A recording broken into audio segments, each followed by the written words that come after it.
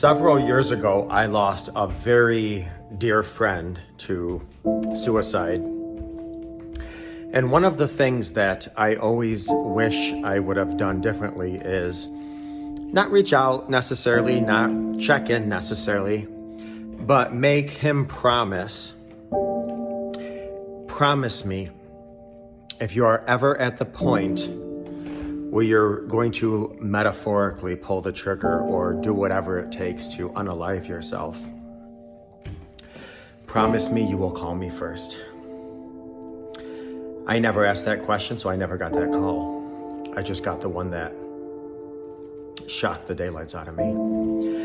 Anyway, I hear a lot of times people that have been betrayed saying, I just want to die. I wish I was dead.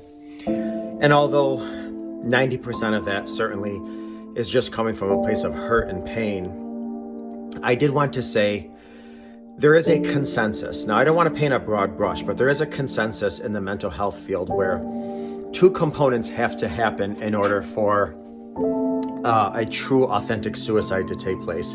Again, I don't want to diminish anything. I don't want to minimize anything, but usually it's two components. And that is, number one, prolonged pain. That could be psychological, emotional, physical, prolonged pain. Two, has to be prolonged hopelessness with that pain.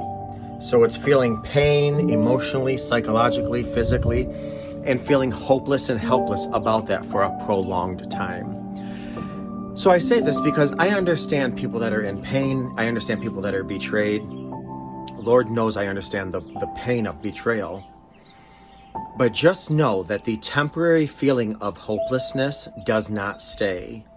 There are tools out there, there are people out there, there are resources out there, and regardless, it's a temporary feeling. So if you are watching this and you know somebody who has prolonged pain and prolonged helplessness, you may want to reach out to them. And if you're watching this and you've had prolonged pain and prolonged helplessness, please make a pact with somebody that before you metaphorically pull that trigger, or literally, you're going to call someone first. Taking your life basically transfers your pain onto those around you. And trust me when I tell you, you have people around you. Maybe they don't check in all the time. Maybe they're not calling daily. Maybe they're not asking often what's going on. But you have a circle of friends. And trust me, if you get to that point where you say, I'm at a breaking point, lean into your friend circle, your social circle, your family circle. So again, I don't want one more call ever in my life that has to do with somebody dying by suicide.